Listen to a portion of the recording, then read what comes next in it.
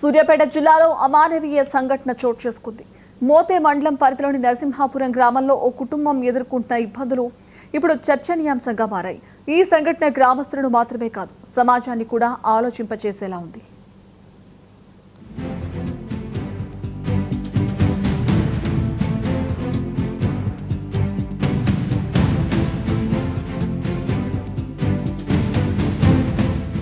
సూర్యాపేట జిల్లా మోతే మండలం నరసింహాపురంలో దేవరగట్ల జయమ్మ అనే మహిళ దాదాపు 30 సంవత్సరాల క్రితం చిన్న స్థలం కొనుగోలు చేసి ఇల్లు నిర్మించుకున్నారు.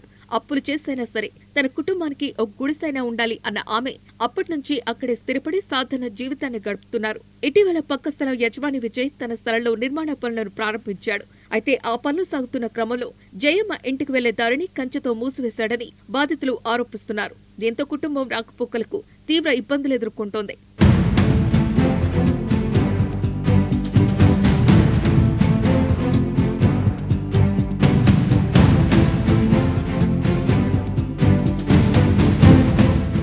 ఇంటికి వెళ్లే దారి మూసివేయడంతో జయమ్మ కుటుంబం పూర్తిగా ఇబ్బందులో పడిపోయింది. ఇంటి లోపలికి వెళ్లాలన్నా బయటికి రావాలన్నా కష్టసాధ్యంగా మారింది. ముఖ్యంగా జయమ్మ తల్లిదండ్రులు వృద్ధులు కావడంతో మరిన్ని ఇబ్బందులు ఎదురవుతున్నాయి. వృద్ధాప్యంలో ఉన్న వాళ్లకు చిన్న చిన్న అవసరాలకి బయటకు వెళ్లాల్సి వస్తోంది. కానీ దారి లేకుండా పోవడంతో వాళ్లు బంధించబడ్డట్టే అయిపోయారు. ఈ విషయంపై ప్రశ్నించడానికి వెళ్లినప్పుడు ఉద్రిక్త పరిస్థితి నెలకొందంటున్నారు గ్రామస్తులు.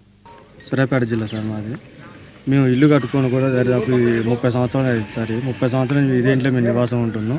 30 సంవత్సరాల నుంచి కూడా మా రాకపోకల దారి ఎస్సీ ముత్యాలమ్మ గుడి సార్. ఇక్కడ ఈ గుడి ముందర నుంచే మాకు దారి ఉన్నది. ఈ 30 సంవత్సరాల నుంచి కూడా ఇదే దారి నుంచి నడుస్తున్నాం. ఈ మధ్యకాలంగా మన మిడతంపల్లి ఉపేందరు, మిడతపల్లి విజయ్ అనేటైనా ఇద్దరు వచ్చి మాకు దారి లేదని చెప్పేసి దారి మూసేసారు, గోడ కట్టారు. ఆగస్టు 18వ తారీఖు సార్ ఫస్ట్ గోడకి కంపేశారు. ఇక్కడ ఆ తర్వాత అక్రమంగా ఫెన్సింగ్ తిప్పారు. ఇంట్లో పోనీకుండా రాకుండా అక్రమంగా మమ్మల్ని ఇంట్లోనే నిర్బంధంగా చేశారు. తర్వాత ఇది ఏందని అధికారుల చుట్టూ ఎన్నిసార్లు తిరిగినా కూడా అధికారులు కూడా మమ్మల్ని పట్టించుకోవట్లేదు.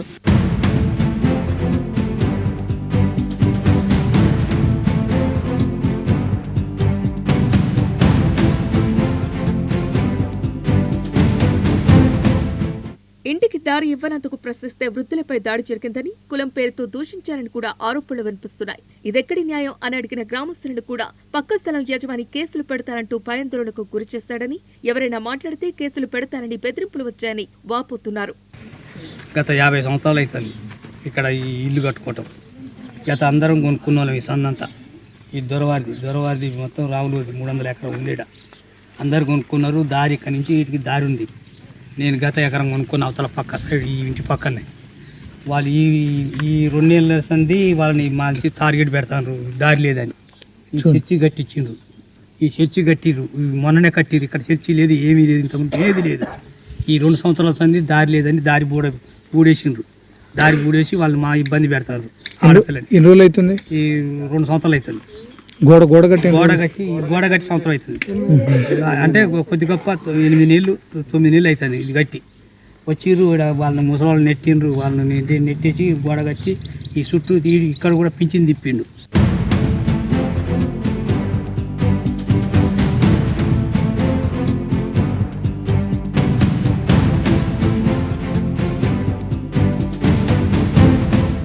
బాధితులు తమ సమస్యను మోతే పోలీస్ స్టేషన్లో ఫిర్యాదు చేసినప్పటికీ తగిన స్పందన రాలేదంటున్నారు. జిల్లా కలెక్టర్ను సంప్రదించి 9 నెలలు గడిచిన సమస్య పరిష్కారం కాలేదని ఆవేదన వ్యక్తం చేస్తున్నారు బాధితులు.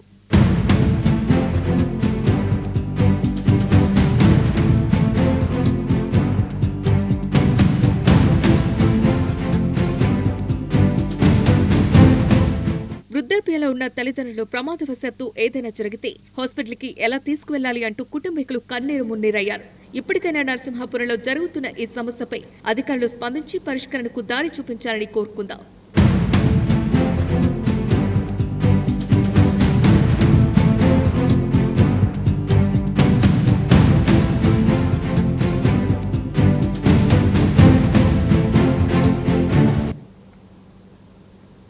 చంద్రగ్రహణం వేళ పశ్చిమ గోదావరి జిల్లా